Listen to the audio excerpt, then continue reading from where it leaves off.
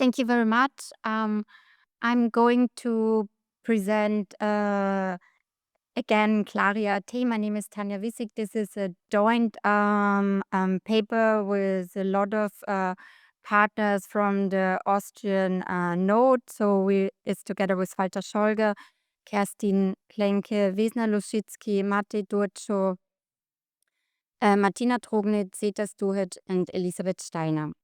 So when we planned to have the CLARIN conference in Austria, we thought it would be a good opportunity also to present the Austrian node, and this is what I will going to talk about. So our consortium has 8 members and 3 observers.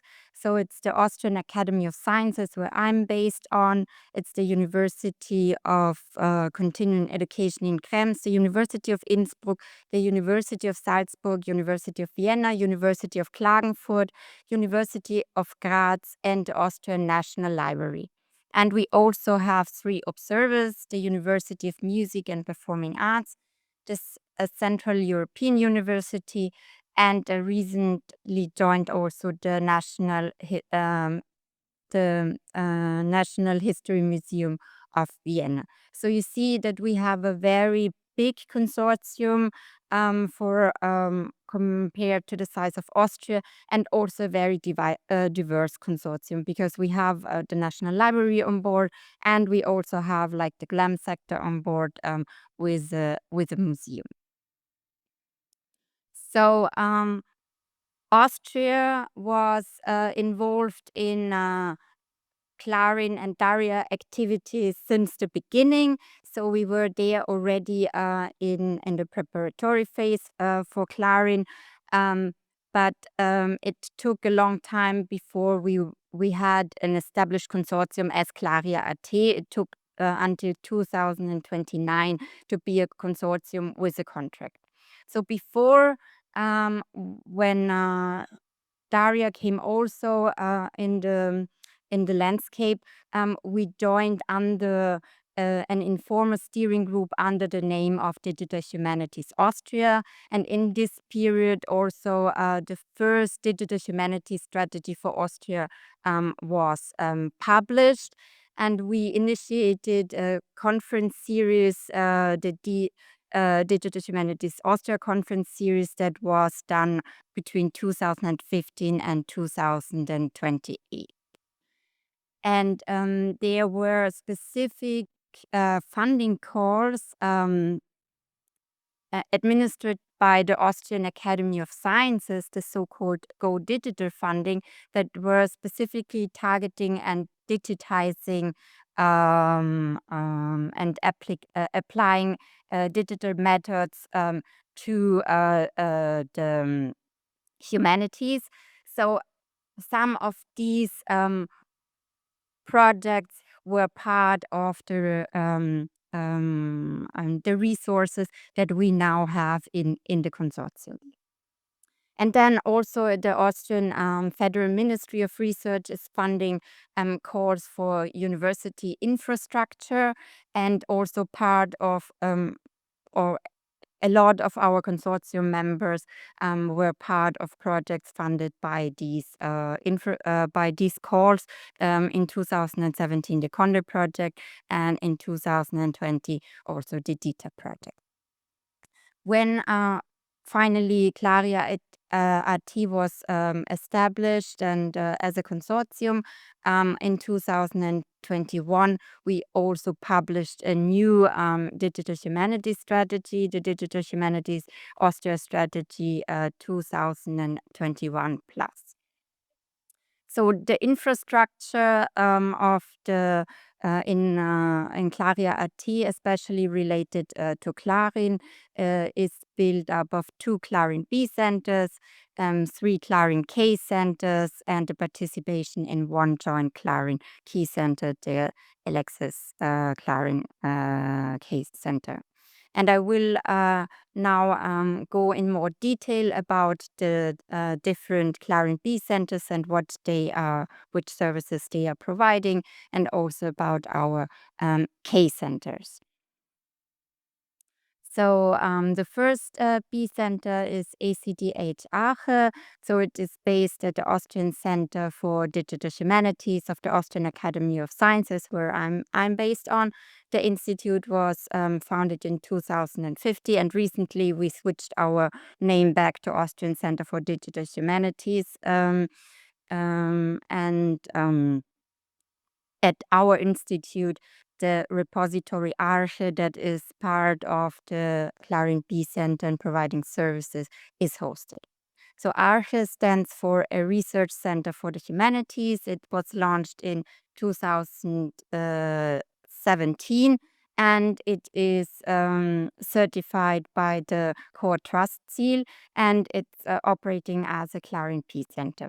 It's for long-term preservation and dissemination of humanities research data. So it's for not only for data of researchers from the academy, but it's for researchers in Austria. So it's a brighter scope. And it has a broad range of data, so we can accept images, text, structured data, audio, video, 3D, geospatial data, etc. For the technical setup, the CLARIAH is we have the CLARIAH Suite, that is an open source set of tools that is also available on the GitHub. So if somebody wants to use our setup, it is available open source. A bit of a cornerstone, so how many data we have in CLARIAH. We have 51 top collections with about 440,000 individual resources, and they are accessible via a user interface that was redesigned last year and has also new search functionalities. The CLARIAH Suite that is developed and available open source is based on different design principles. For example, supporting the linked open data. It's flexible and fast, machine-readable, interoperable metadata, and it also has an API. We are disseminating the metadata of the repository and in different locations. So they are available in the Virtual Language Observatory, in the Federated Content Search, but we are also providing the metadata to OpenAIR. We are also at the local level. They are in the Kulturpool. That's a platform where especially cultural heritage data is accessible, and that then goes to Europeana. And we are also disseminating to Adriana. The next P Center is the DH Graz. It is located at the Department of Digital Humanities at the University of Graz. The department was established in 2008 as the Center for Information Modeling, and also recently changed its name. At the department, there was the first Austrian chair for digital humanities, and also the first master's degree in digital humanities was established at the institute. Currently, they are hosting two ESC grants, and they are running the GAMS repository. GAMS stands for Geisteswissenschaftliches Asset Management System. So it's a repository that was launched in 2003, and it's a repository and asset management system.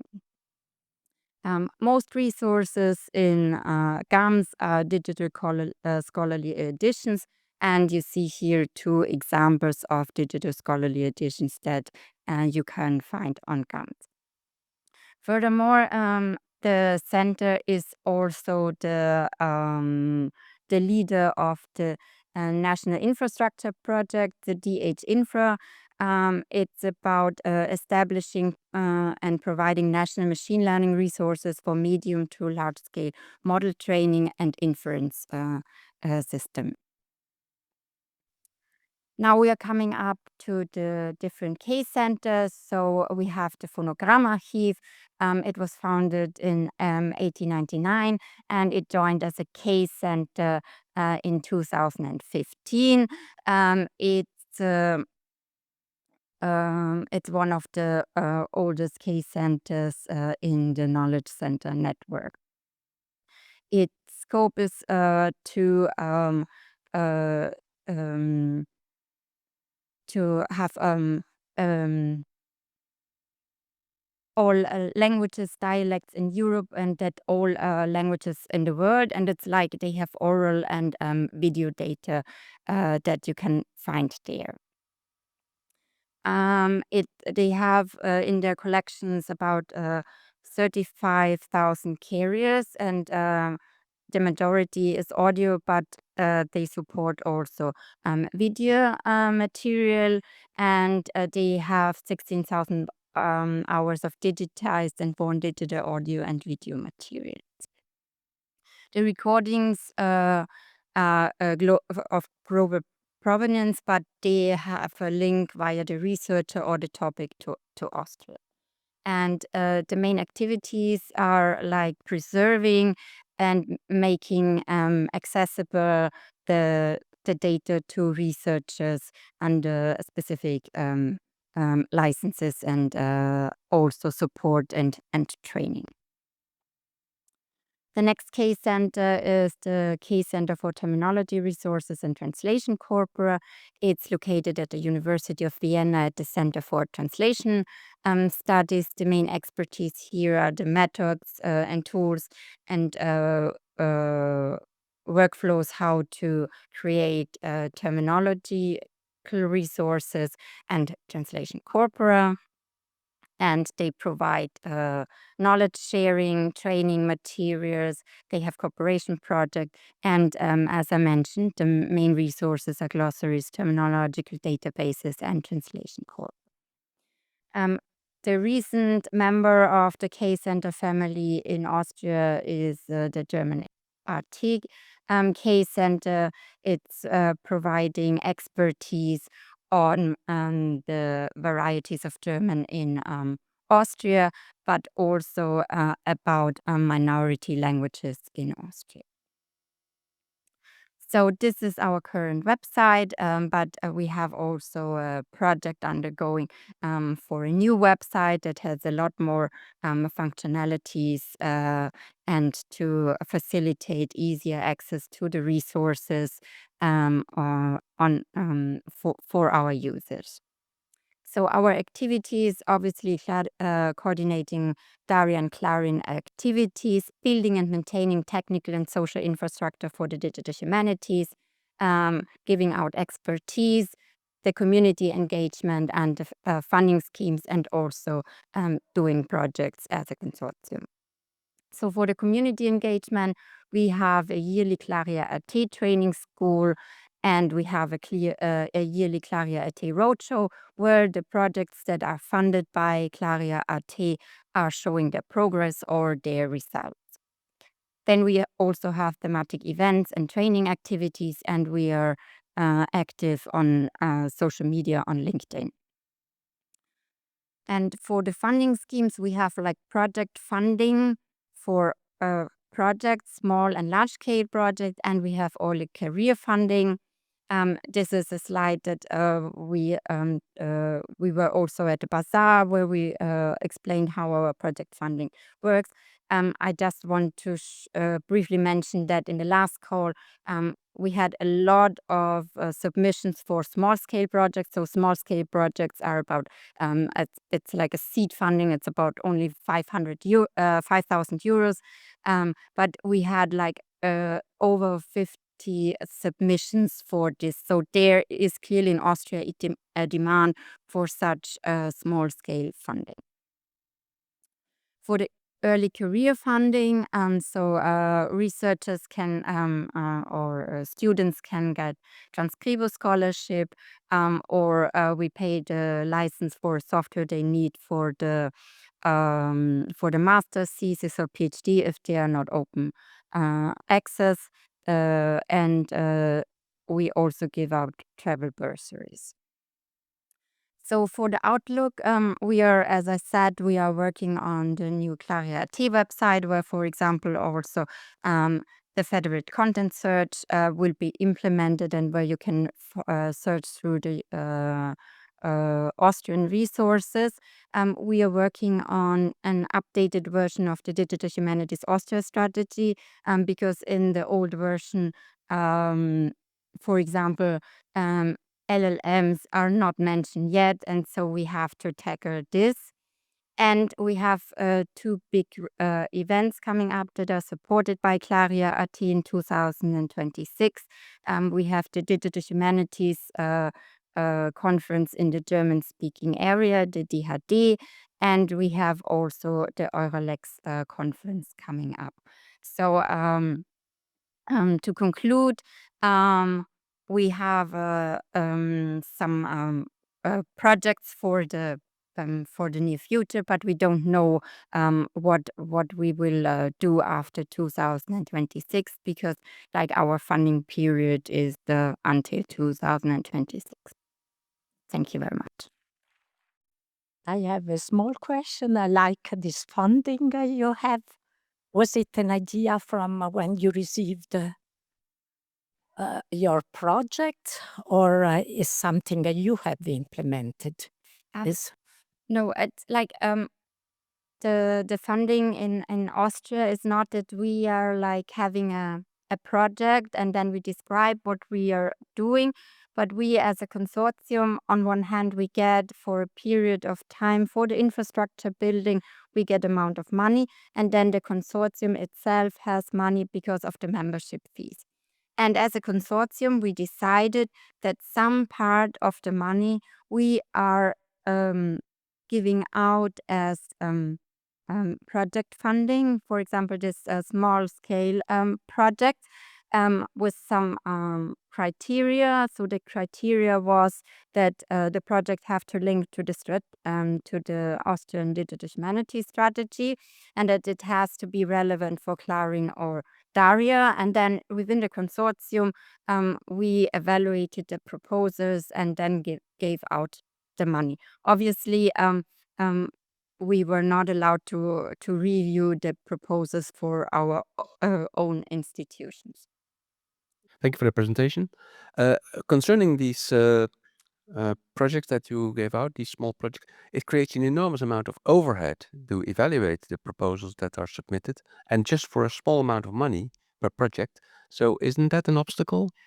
For the next round, we are obviously reviewing our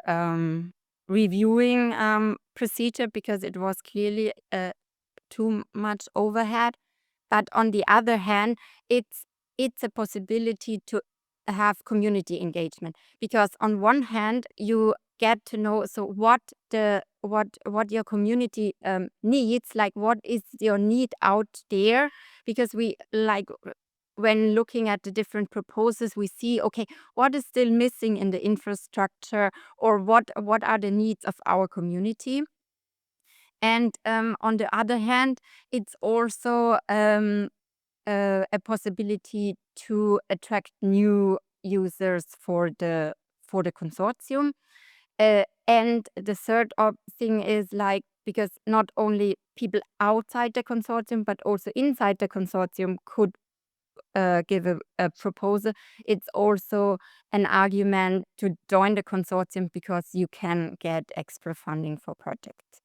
But clearly, it's we are like we were not prepared for so many proposals, so for 50 proposals, and to review it every proposal by 3 reviewers, it was clearly too much, even if it's a short proposal. So it was only 2 pages, and for the next round, like we have like a more the less heavy weighted review structure, but we will keep